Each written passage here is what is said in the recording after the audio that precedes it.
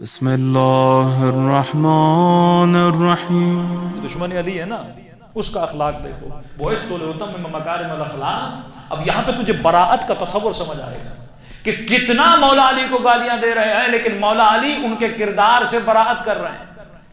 کسی مومن نے کہا مولانا ہم دشمن علی کو، دشمن اہل بیت کو کیا گالی دے سکتے؟ میں نے کہا قطعاً نہیں دے سکتے، کیونکہ سائیکولوجیکلی گالی وہ دیتا ہے جسے اپنے اندر کی بھڑاس کو اتارنا ہے. گالی ہے اپنی بھڑاس کو ختم کرنا، اور جب بھڑاس ختم ہوتی ہے تو گالی بھی ختم ہو جاتی ہے. لیکن لعنت شروع دل سے ہے اور قیامت تک رہے گی. لعنت کی بھڑاس تو ختم ہی نہیں ہوتی، لعنت ہمیشہ رہتی ہے. لعنت یعنی اس کے سسٹم سے تجھے دوری اختیار کرنی. اور آج آپ واللہ دیکھ سکتے ہیں کہ جو اخلاق اہل بیت اور اہل بیت کے چاہنے والوں کا اخلاق، اور افسوس ہوتا ہے اس سوشل میڈیا کے زمانے میں بھی اتنی جہالت ہو کہ آج سے 40 سال پہلے اگر شیعوں پہ الزام لگائے جاتے تو بندے کو سمجھ آتا، لیکن آج جب الزام لگائے جائیں سوشل میڈیا کے زمانے میں، یعنی علل اعلان بندہ قرآن کھول کے جھوٹ بولے. مثلا پہلے بولا جاتا کہ شیعوں کے 40 جز ہیں تو بات سمجھ میں آتی تھی، لوگوں کی رسائی نہیں تھی، شیعوں تک مان بھی لیتے تھے. لیکن آج اگر کوئی بولے شیعوں کے 40 جز ہوتے ہیں تو بھائی اگر ہیں تو بھائی ہمارے پاس بھی لاؤ، ہم بھی دیکھیں یہ 10 کون سے تھے. ایران کا کوئی قرآن لاؤ، لبنان کا کوئی قرآن لاؤ، پاکستان کی مسجدوں میں محفلوں میں کوئی لاؤ.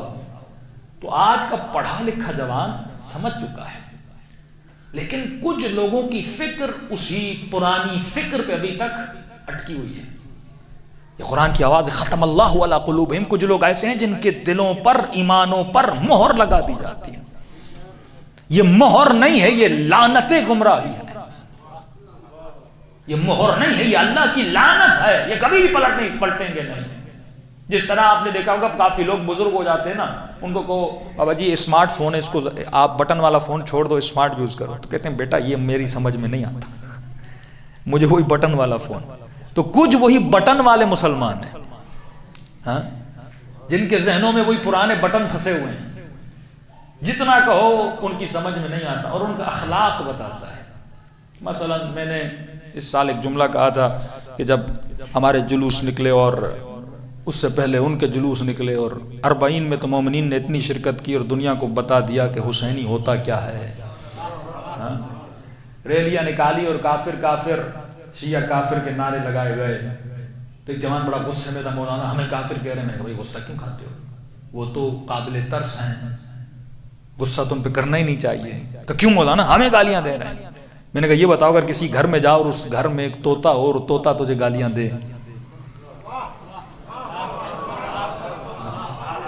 ہاں بھائی طوطا اگر گالیاں دینا شروع کر دے، طوطا بولے کافر کافر شیعہ کافر، تو کہ طوطے پہ غصہ کرو گے، اس کی گردن کو مروٹو گے؟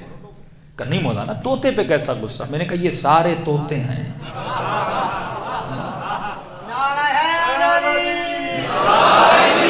عقل نام، شعور نام کی چیز ہے ہی نہیں. یا ہم تمہاری کتاب کا تمہیں حوالہ سناتے ہیں، تم ہمیں گالی سناتے ہو. تو یہ گالی مجھے تو نہیں دے رہے، تم لکھنے والے کو دے رہے ہو نا. پڑھو نا صحیح مسلم، پڑھو نا صحیح بخاری، پڑھو نا تفسیر کبیر، پڑھو نا آلوسی کو. ہم تو آپ کو آپ کا حوالہ سناتے اور آپ گالیاں دیتے ہو. دلیل ہے تو دلیل دو، گالی کیوں دیتے ہو؟ کہ وہاں فرماتے ہیں جہاں دلیل ختم ہو جاتی ہے بندہ وہاں گالی دیتا ہے.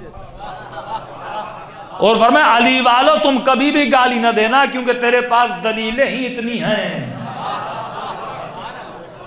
تمہاری پیٹھ دلیلوں سے مضبوط ہے.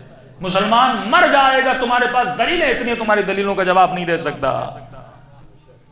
تو طوطے پہ کیسا غصہ؟ میں نے کہا جتنے کہہ رہے ہیں نا کافر کافر، جو سارے طوطے ہیں بندے خدا. یہ اپنے مدرسوں میں طوطے بناتے ہیں، طوطا پروری ہوتی ہے. یہ شعور نہیں دیتے، فہم نہیں دیتے.